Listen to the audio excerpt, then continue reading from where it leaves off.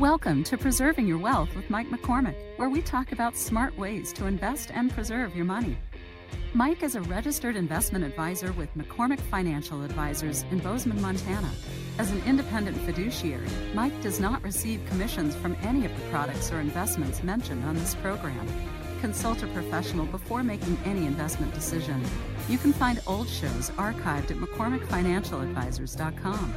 Learn, participate, interact. All right, Mike McCormick is in the house, and thanks for coming, Mike. Oh, it is a pleasure to be here. Happy Halloween to everybody. Absolutely. Yeah. It is wintertime. Holy Definitely caramba. Definitely winter. Ice roads are packed. My wife had a good question this morning. She says, is it like this anywhere else in the U.S. right now? No, it's not. I mean, maybe Jackson has, West Yellowstone, Jackson, but I don't know if Whitefish or other places are dealing with this. But I don't know. Holy caramba. Well, Shane's basking in 50-degree weather up there in Vancouver. Banana belt of British Columbia up there. Yeah, he's up there where nothing's happening. So. Yeah. Well, it's incredible. Blue skies. Yeah. The sun's out, but no heat. I mean, it's cold outside. Yeah. Well, no, like the song. No smoke, I hope, either. My friends in Northern California on the coast are living in it right now. Yeah. Santa Ana winds are causing problems down there. We know what those are about, Tom. That's for sure, yeah. Hey, I want to start today by giving a big shout-out to the high school sports. For those that know me, I've got two athletes. The cross-country boys and girls team won state championships this last weekend up in Great Falls. There wasn't anything about that in the sports next day. If it doesn't involve a ball, it doesn't get a lot of sports coverage. Apparently not. I was looking for it, but all they had was football and So cross-country running is a niche sport, but you might not. There's 120 kids on the team, so it's it's probably the biggest. That's boys and girls, but it's a huge team. A lot of kids participate. Everybody gets to compete. It's one of those sports where nobody rides the bench. Everybody competes. Very supportive. So it's a great catch-all for the kids that don't like the other sports, honestly. Yeah. But it turns out that our team here in town is once again 12th consecutive national championship for the boys. The girls had a hiccup last year losing state, but they got back on it, so they won their 12th in 13 years. The girls won handily over Hellgate, Missoula. The boys tied and came to they had to go to the next level runner to decide the tie. It was as exciting as running can be, is what it was. Wow. So that was a fun place to be. Boys soccer, I saw, are advancing to the finals. They're also going to face Missoula Hellgate. Interesting that their team excels in the same sports that our school does too. It's sort of like our arch enemy over there. Nice people, but we need to beat them. Girls, unfortunately, got dropped out in the quarter semifinals against a pretty tough team as well over in Billings Skyview. But it's heating up. It's fun to see the closing of these sports. All the kids get excited, so pay attention to the marquees. You drive by the high school, of course, drive slowly. But I always point out it's great. These kids, you see names that you recognize from people that you work with. These kids are passionate about their athletics. They're working really hard. We've got talented individuals. So it's fun to see. Yeah. Well, good. Well, just a little bit of plug for the kudos for the coaches, hardworking coaches, athletic department, blah blah blah. Why blah, not? Blah blah blah. Why not? Yeah. All right. Well, what's going on in the world today? We're having earnings reported. Like about 150 companies a day are reporting earnings. So the data is really coming in strong. This is still off of the third quarter. So you think about it. Companies have had almost a whole month to close their books, massage their numbers, give heads up to the key people, and come out and say, this is how much we made. And they report, a few fundamental statistics. They report how much they brought in as income, and they report their net earnings after expenses, and they talk about future guidance. So those are the three sort of key things that we watch. And future guidance, of course, they can modify, of course, whenever they want. And so the game that we've been playing as this global GDP thing's been happening, as this slowdown of economic has been happening, people are saying, those earnings that we said we were going to make, we're thinking they're going to be lower. And the reason why is because they love to beat them. They love to beat them. And in fact, they beat them with about 100% reliability if you look at the averages right now. Oh, yeah. So they rolled back profit expectations, they being all the companies in Amalgam, mainly the S&P 500 we talk about. They said we're only going to make 75% of what we made last time.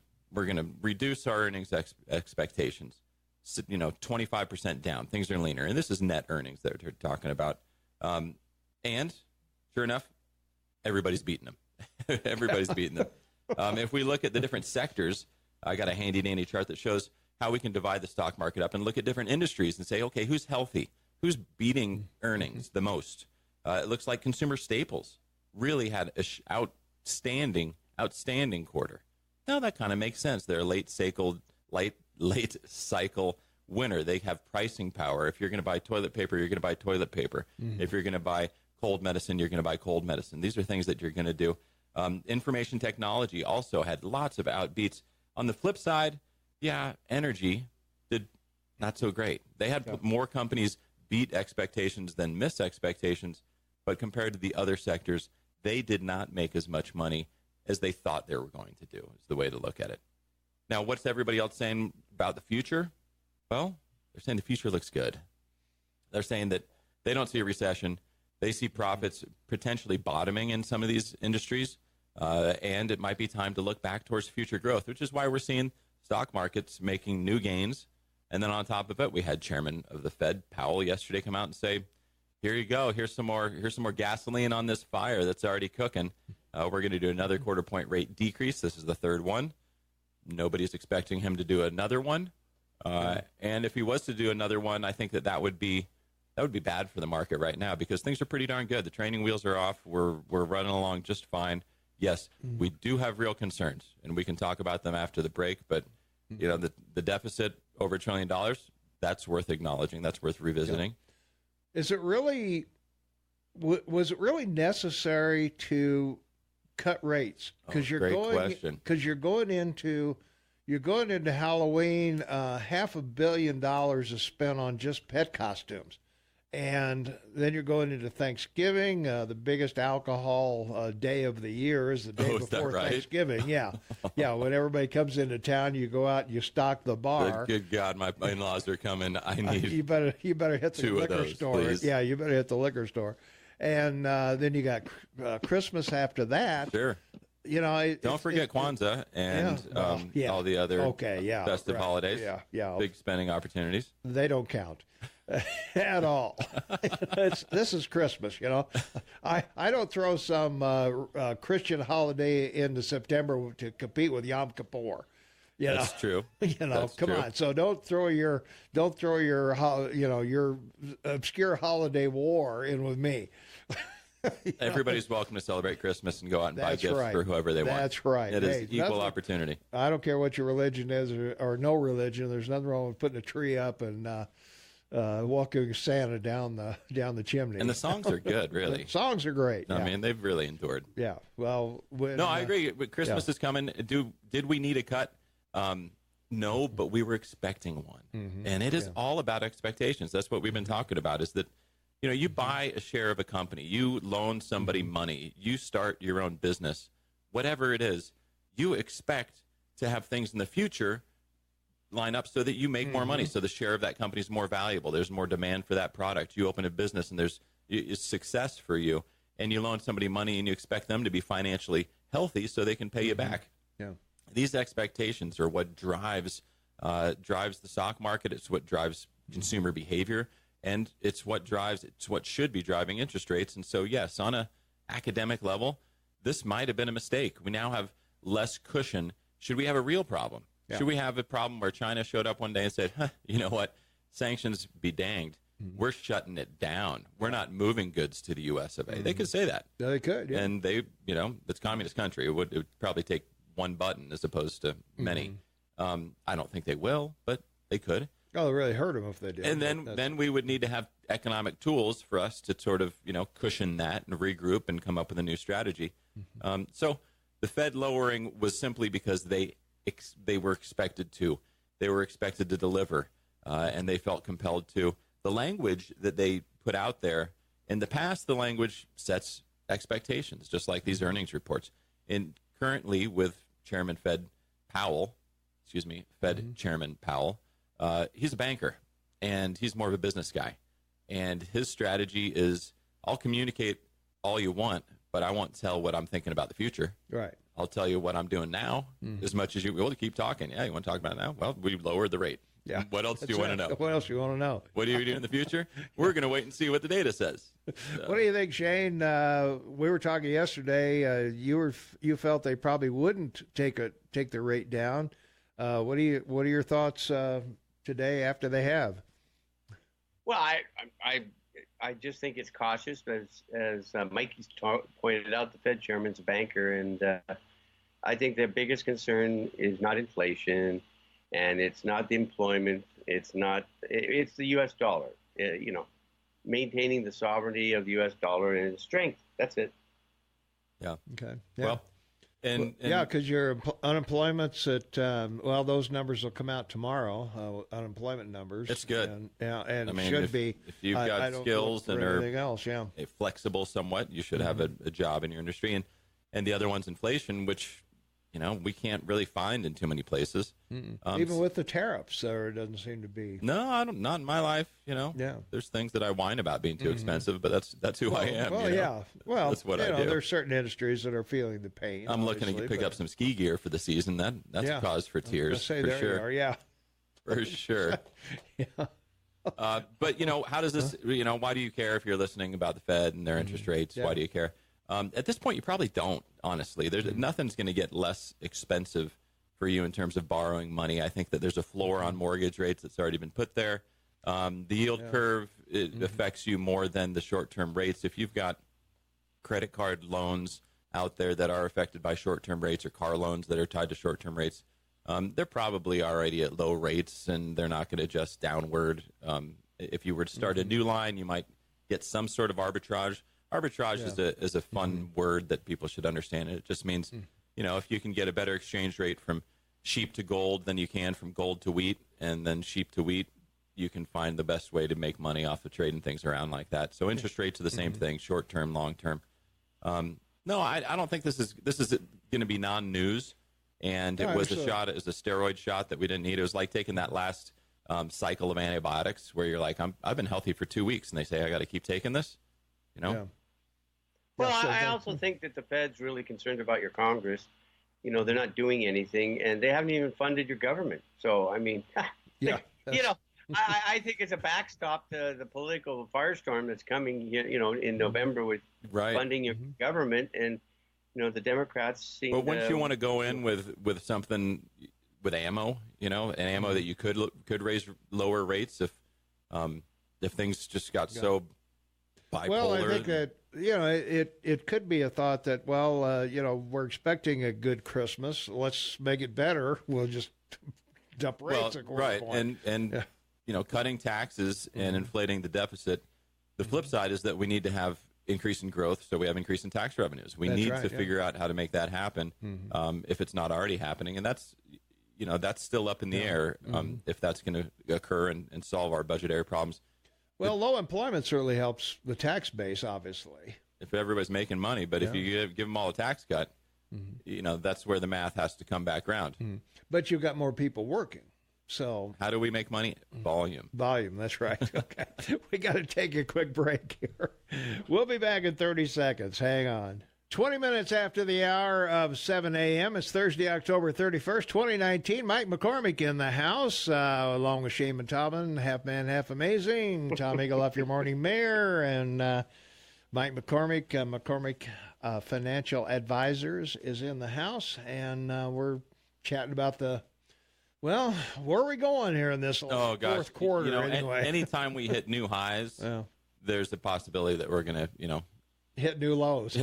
Well, not new lows, but we're going to have a sharp pullback, right? Like touching that electric fence. You finally get the courage up to touch it, and you're like, whoa, that is hot.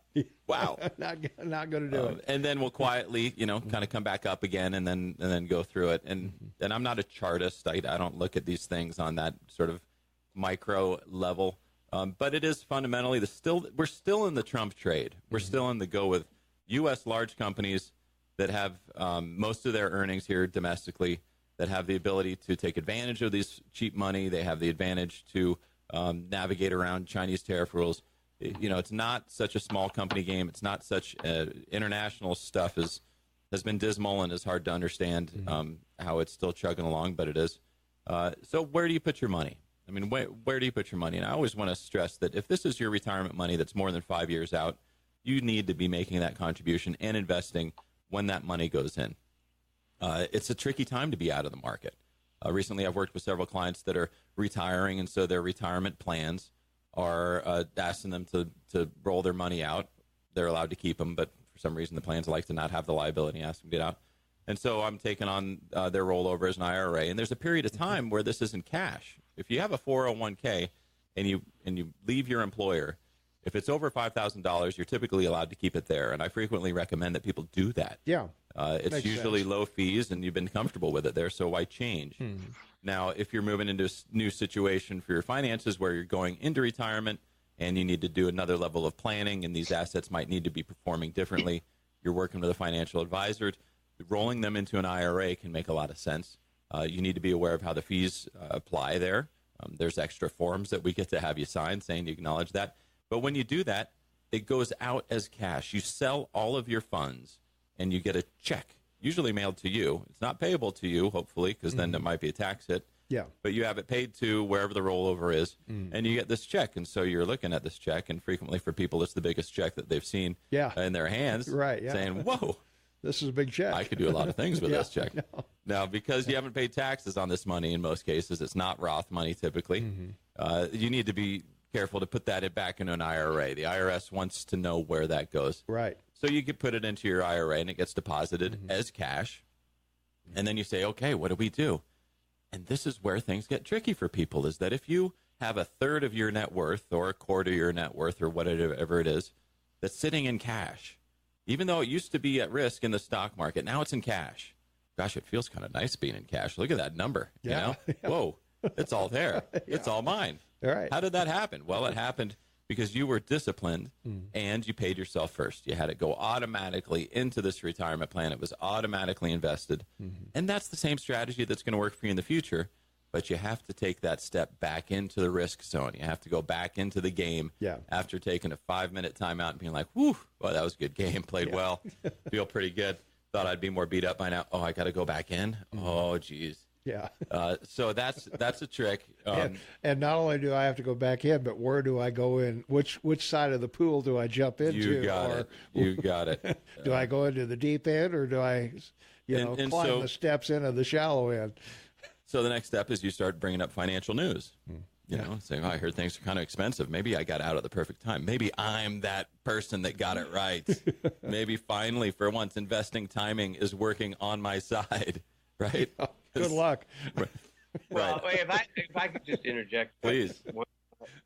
The next black swan to land is the trade agreement with Japan or China. Yeah. And I really, truly believe that one of the reasons that Trump is playing it hardcore, and Tom, you and I have talked about this for 10 years, but, I think that it will happen.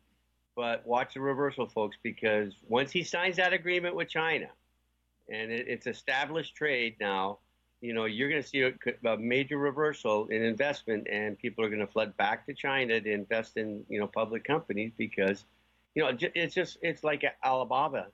I've talked about this for 2 years. It's 1/10 the price of Amazon, but it's a bigger company, more employees, more sales.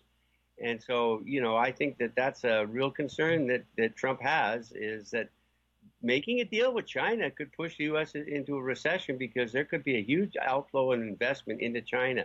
A lot of Chinese stocks in 5 years could be worth 10 times what they are today. So you unleash China with a trade deal, you're going to have a cost involved in it. Yeah, interesting point, Shane. I absolutely agree. If you look at where long-term growth is going to come from, it's not going to come from a bunch of yuppies in the U.S. buying lattes and upgrading their cars. No. I mean, we're not having enough kids. We're not working hard enough. We've got some good technology. We've got some, good pharma.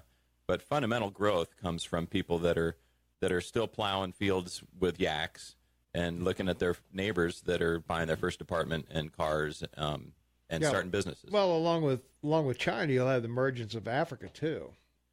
Coming. There's a lot of people out there in the next living 20 years. That's living below our poverty line, and they're not living totally here. Change, right?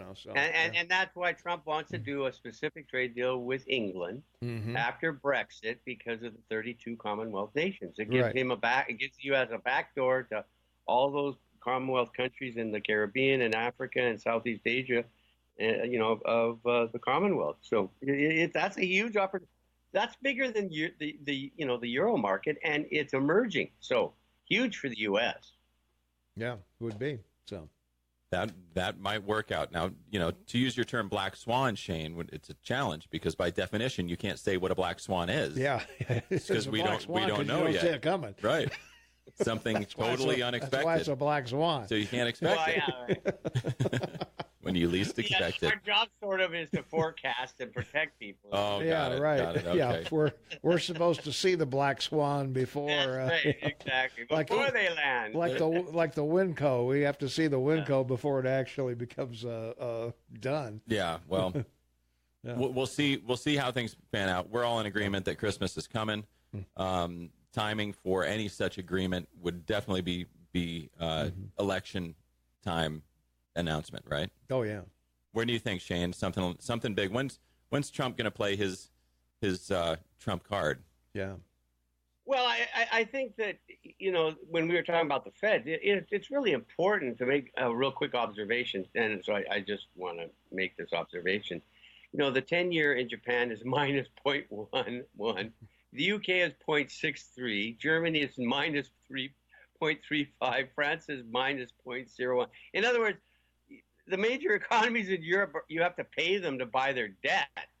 Yeah, there you are. That's not a good. Italy, their 10-year is 1.2. Australia is 1.11. Mm-hmm. So the Fed has to look at this as a balance with regards to other currencies and other markets. Yeah. Because you can't have an over evaluation of the U.S. dollar because it doesn't help exports, right? We got to. You got to maintain its strength, but at the same time not allow it to be a hindrance to exports, because that's the whole point of trade, and that's what Trump wants is more exports, not imports. Right. All right. That's going to do it for this segment. Hey, I've got tickets to give away to the Bobcat game. They're playing Southern Utah. It's Ag Appreciation Day. I've got 2 tickets to give away, 522 Talk. Or 522 Talk, isn't it? I think it is. Yeah, it's 522 Talk.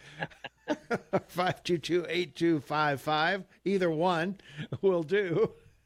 And we'll be giving those away right now. So get your dialing fingers ready. 522 Talk. I'll take the third caller. We'll be right back.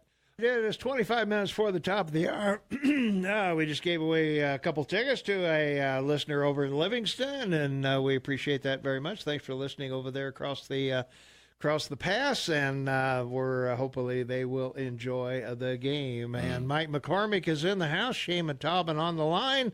Tom Eaglehoff, your morning mayor, in the house, and this is the KMMS Morning Soapbox with Tom and Shane, and we're talking about the markets. I actually wanted to pivot, if it's okay. Sure. I wanted to talk about getting out of debt. Getting out of debt. I like that. Getting out of debt. Yeah. We talk a lot about investing money, which implies that you have surplus money to invest. And unfortunately, not everybody's feeling that way right now. And I think now is a great time, especially leading up to Christmas, for people that are in debt and tired of being in debt to make a few moves that will get them there. And you can type in the Google, how do I get out of debt? And you just get lots of stuff up there and steps, they'll say step 1, step 2, step 3. Right. Oh, good job. Baby step 1, baby, all these things. And here's the reality that these people that are putting out these lists don't get is that the people that are in debt aren't that good at doing steps, and that's the sad reality for us is that the idea that somebody that's chronically been in credit card debt or, had a car repoed or, really in a tough situation, they're not firing up their Excel spreadsheet and listing all their different accounts and shopping out different interest rates. It's just they're just trying to keep their head above water. They might have 2 jobs. They might have alimony payments. They might have tough physical situations. Their life is hard, right? So let's get some steps that people can actually do that will work. And fundamentally, it comes down to making it automatic. The reason why you're in debt is because things were automatic. You can automatically swipe something. You can automatically not pay. You can automatically see interest accrue, and the debt that you owe will automatically go up. And that's why debt hurts so much, is because it happens automatically.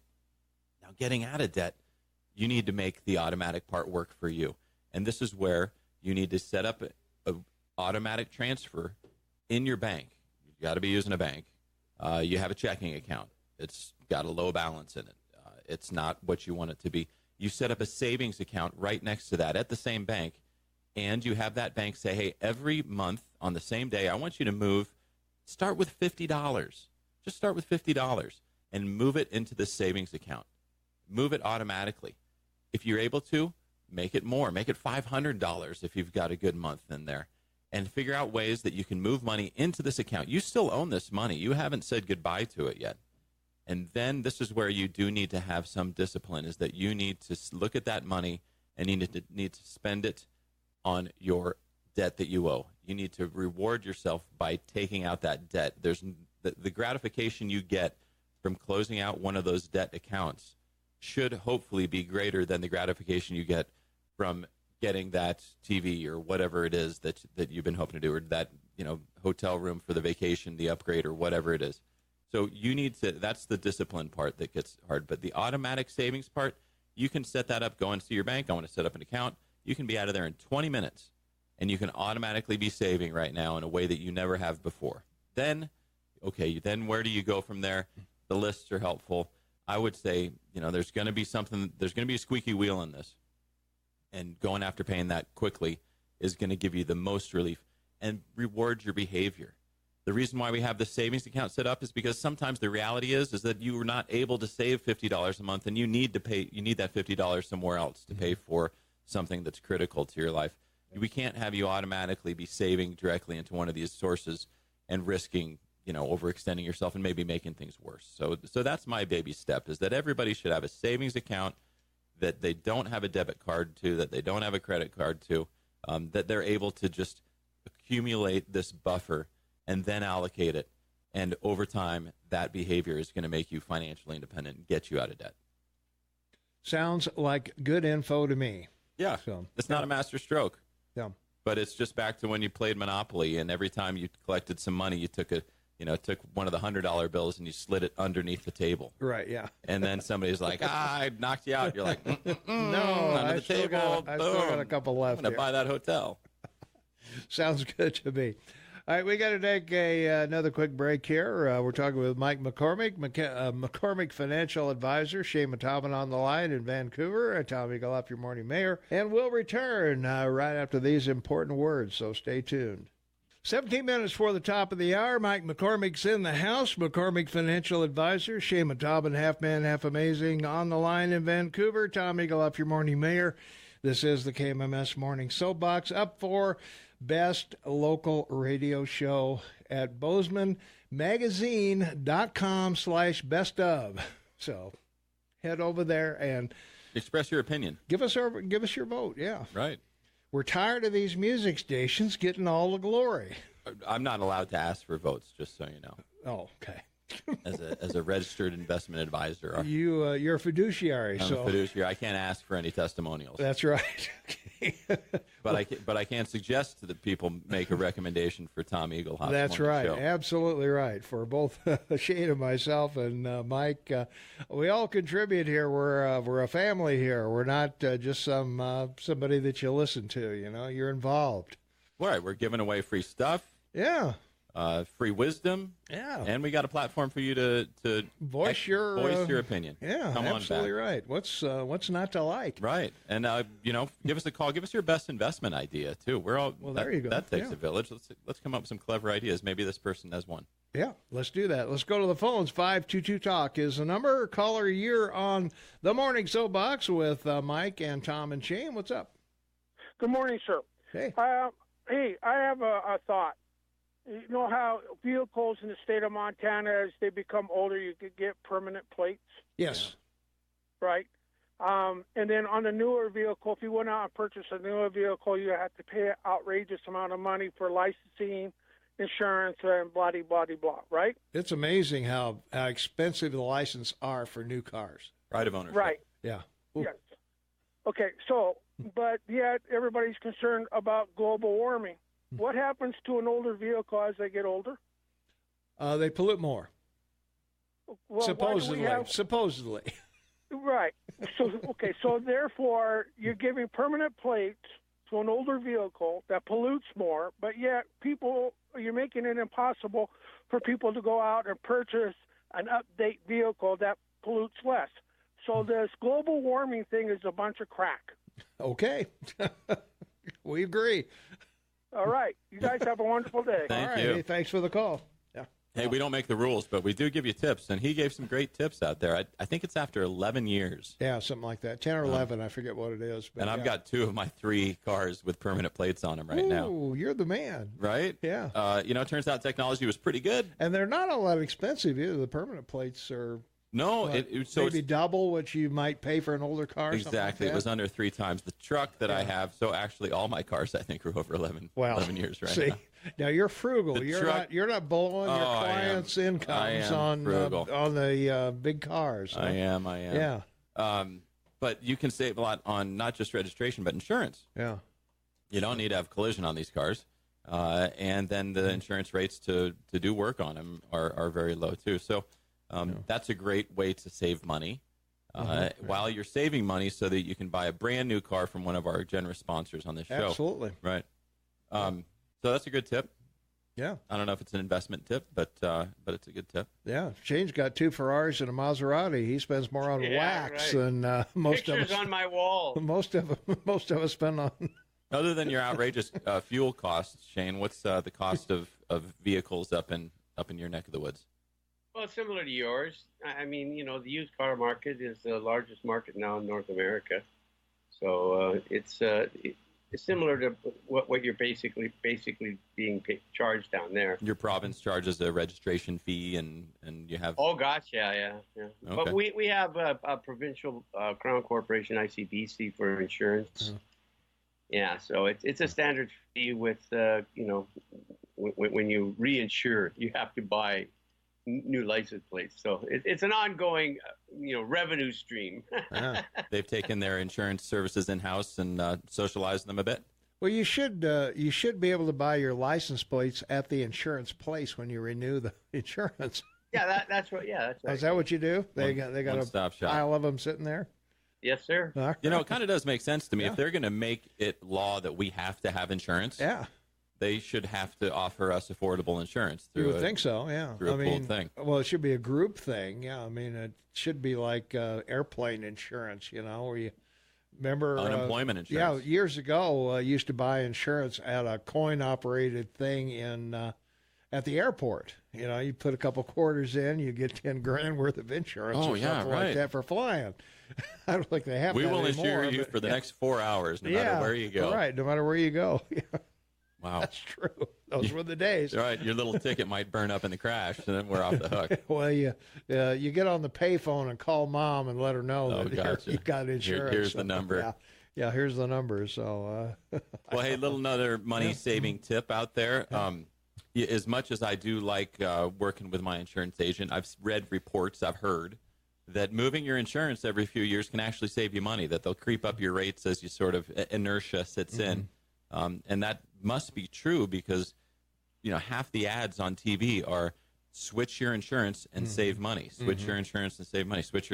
There must be some truth to it. Yeah, stick that gizmo in your car and it'll lower your rates because of how you drive or whatever. And of course bundling the home and the auto and all that stuff. Oh, yeah. But, quick shop out there, you might be able to save a few $100. And it is these monthly expenditures that are really punishing people that are in debt, keeping them from getting out of debt. The subscription services. Now we got to subscribe to not just Netflix, not just the cable package, but the cell phone package. That if you add all those together, that's more than you were paying as a percentage of your income 10 years ago or 20 years ago, I guess, when you just had a landline and a cable TV connection, right? Yeah. I mean, these added services are not costing the same. We're spending more on them. Yeah. Well. Yeah, well, that brings up another. Well, I don't know if we need to go there or not, but every insurance that I'm aware of is you can buy across state lines, other than health insurance. Yeah. Oh gosh. Even my supplemental insurance I can buy across state lines. Health insurance has not been in the spotlight. It hasn't for a while, which is weird because when the other guy was in the presidency, it was really in the spotlight. Right? Yeah.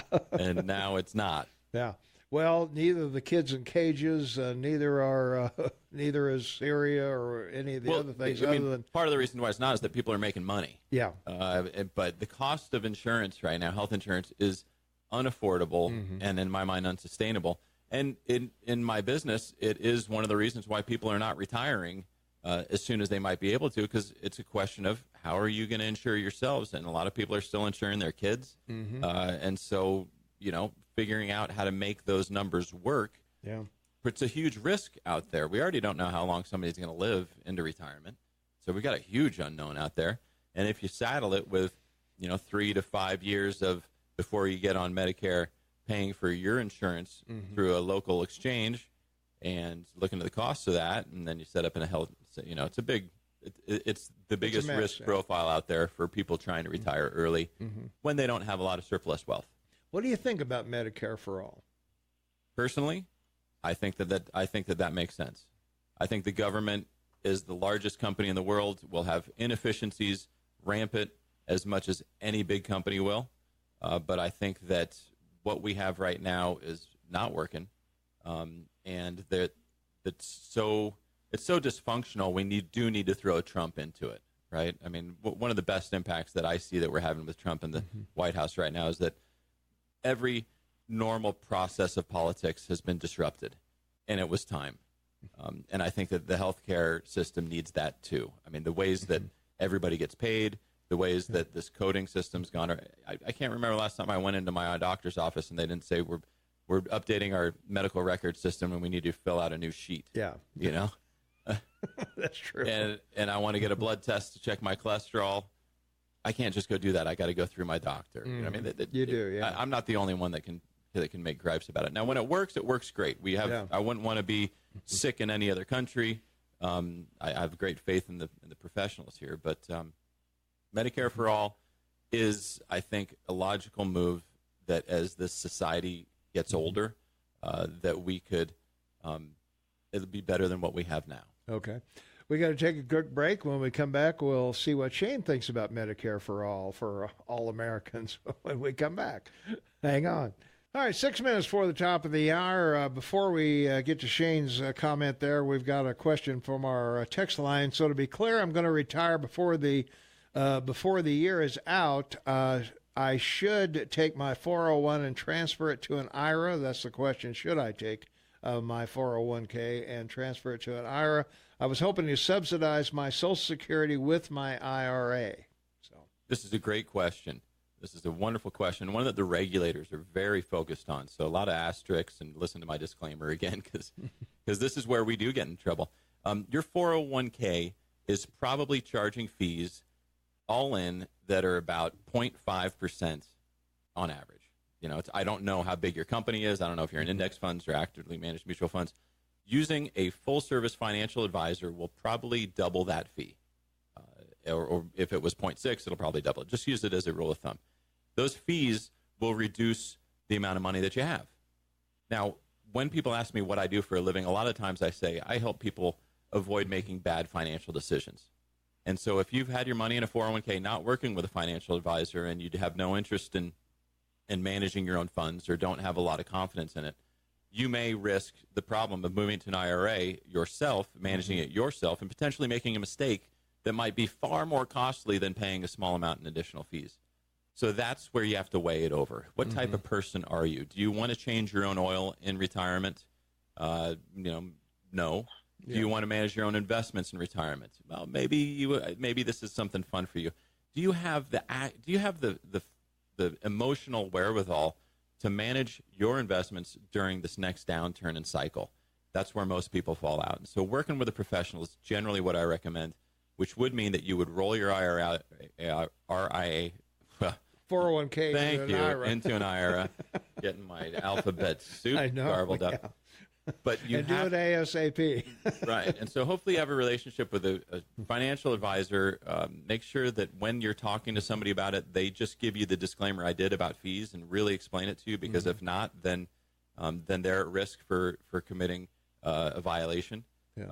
and know that this person is now responsible for delivering you through retirement and getting that supplementary income, the amount that you want, and notifying you if what you're doing is sustainable or not. That's the counseling relationship. If you're not getting that value out of it, leaving it in the 401k is always a fine thing to do. Until you are confident that you're making the right decision, leaving it where it is, it's worked for the past umpteen years, probably keep working. All right. Let's take a quick phone call. Caller, you're on the air with Mike McCormick. What's up? Well, Mike McCormick, I don't know who this guy is, but Medicare for All, take a look at the VA. Tom, yeah, no kidding. You probably know about this. I do, yeah. Oh, You're a vet. I was just in for my physical the other day, and every 2 years I get to have my eyes checked. Yeah.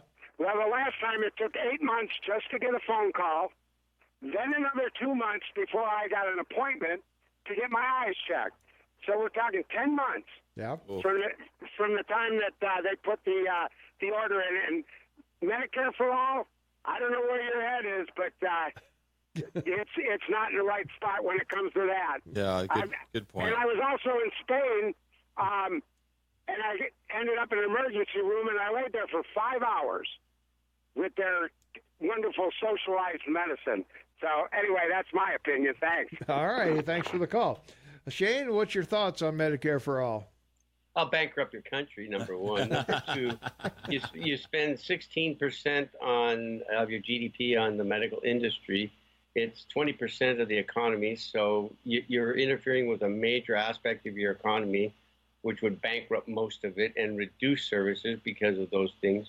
The third thing, too, was the Affordable Care Act was to save the insurance companies in the United States because millennials weren't buying life insurance or investing in insurance for homes or even cars in some cases.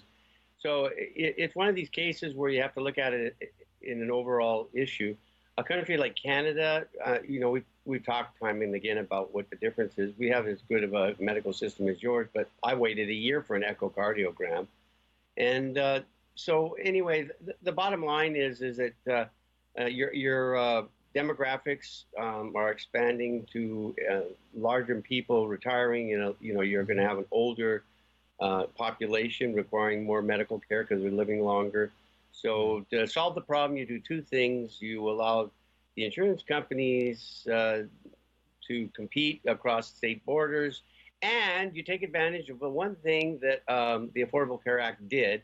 They came up with over 25,000 fee costs for every medical procedure that's available in your country, 25,000. And they rated a price for it. So the U.S. government could easily pass a regulation for the cost to be regulated under those terms, and that would reduce the unending cost of medical prices increasing because they would be regulated as to what you can charge. Okay. All right. We got to go. Thanks, Mike. Oh, it's been great to be here. Thanks for the feedback, everybody. How they get if you want to comment directly, 522-3201. All right. We'll be back with more